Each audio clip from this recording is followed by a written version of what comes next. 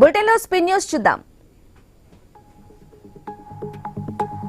మంచిర్యాల జిల్లాలో రేపు జరగబోయే 3వ విడత స్థానిక సంస్థల ఎన్నికల్లో భాగంగా అధికారులు కృష్ణంపేట ప్రభుత్వ డిగ్రీ కళాశాలలో ఏర్పాటు చేసిన పోలింగ్ కేంద్రాలను డీసీపీ భాస్కర్ పరిశీలించారు. ఇక ప్రజలందరూ తమ ఓటు హక్కును స్వేచ్ఛాయుత వాతావరణంలో వినియోగించుకోవాలని కోరారు.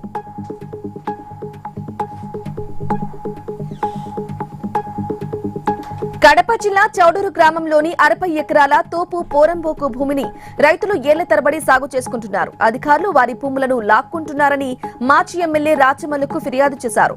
దీంతో వారికి అండగా ఉంటూ న్యాయం జరిగే వరకు పోరాటం చేస్తామని హామీ ఇచ్చారు.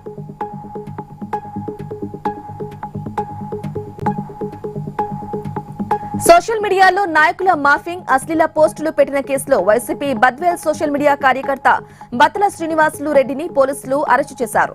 ఈ కేసులో పరారై విదేశాలకు వెళ్లిన అతనికి గతంలో లుకౌట్ సర్క్యులర్ జారీ చేశారు పోలీసులు. కువైట్ నుంచి హైదరాబాద్ శంషాబాద్ ఎయిర్పోర్ట్ కు రాగానే ఇమ్మిగ్రేషన్ అధికారులు అరెస్టు చేశారు.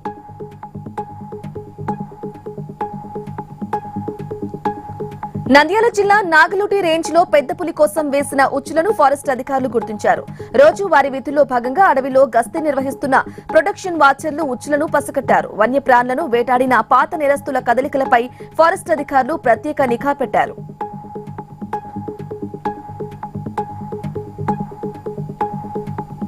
నంద్యాల జిల్లా ఆత్మకూరులో విద్యుత్ వారోత్సవాలు ఘనంగా నిర్వహించారు. ప్రజలందరూ విద్యుత్ను ఆదా చేయాలని, తద్వారా భవిష్యత్తు తరాలకు మనవంతు సహాయాన్ని అందిస్తామని తెలిపారు.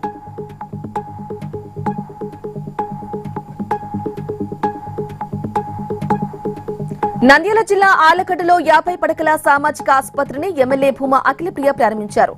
గ్రామీణ ప్రజలకు మెరుగైన వైద్య సేవలే లక్ష్యంగా ఆసుపత్రిలో అన్ని మౌలిక వసతులు అందుబాటులో ఉంటాయని తెలిపారు.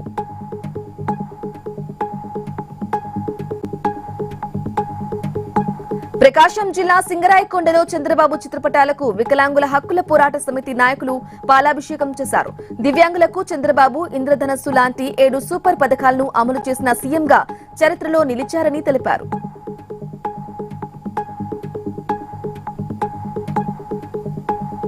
కొత్తగూడెం ప్రియదర్శిని డిగ్రీ కళాశాల డైరెక్టర్ చలపతిరావు కారు ఢీకొని ఒక వ్యక్తి మృతి చెందాడు. విద్యానగర్ వద్ద రోడ్డుపై నడుచుకుంటూ వెళ్తున్న సంగమయ్య అనే వ్యక్తిని ఢీకొనటంతో ఆసుపత్రిలో చికిత్స పొందుతూ మృతి చెందాడు. న్యాయం చేయాలని మృతుడి బంధువులు ధర్నాకు దిగారు.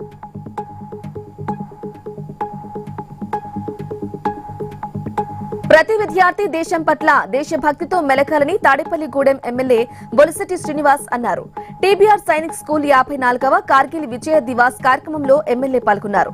అత్యున్నత స్థాయి అధికారికి దక్కే గౌరవాన్ని దేశ సైనికునికి ప్రతి పౌరుడు ఇవ్వాలని తెలిపారు.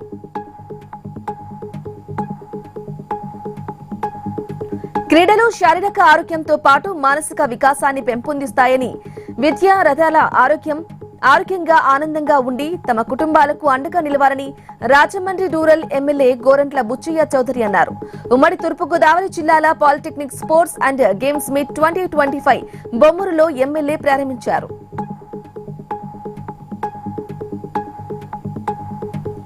నిర్మల్ జిల్లా ముదోల్ నియోజకవర్గంలోని 5 మండలాల్లో రేపు 3వ విడత పంచాయతీ ఎన్నికలు జరగనున్నాయి. ఆయా మండలాల్లో అధికారులు ఇప్పటికే ఏర్పాట్లు పూర్తి చేశారు.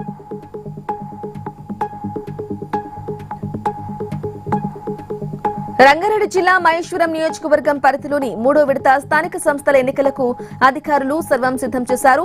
రేపటి పంచాయతీ ఎన్నికలకు బ్యాలెట్ బాక్సులు, బ్యాలెట్ పేపర్స్ తరలించినట్లు ఎన్నికల అధికారులు తెలిపారు.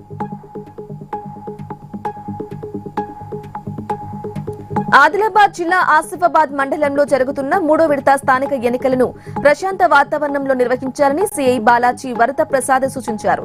పోలింగ్ కేంద్రాల వద్ద 144 సెక్షన్ అమల్లో ఉన్న కారణంగా గుంపులుగా ఎవరూ పోలింగ్ కేంద్రాల వద్దకు రావద్దని సీఐ హెచ్చరించారు.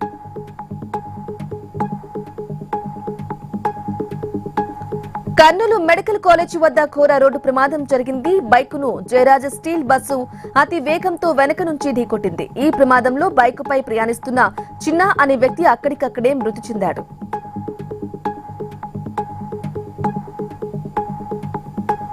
పశ్చిమ గోదావరి జిల్లా మొగల్తూరు సబ్ రిజిస్ట్రార్ సబ్బితి శ్రీనివాస్ ను ఏసీబీ అధికారులమంటూ బురడి కొట్టించి 2 లక్షలు కాజేశారు సైబర్ నేరగాళ్లు. నూతిడి జయకృష్ణ అతనికి సహకరిస్తున్న మరో ముగ్గురిని అరెస్టు చేసి వారి వద్ద నుంచి 85,000 నగదు 9 సెల్ ఫోన్లు స్వాధీనం చేసుకున్నట్లు సీఐ దుర్గాప్రసాద్ తెలిపారు.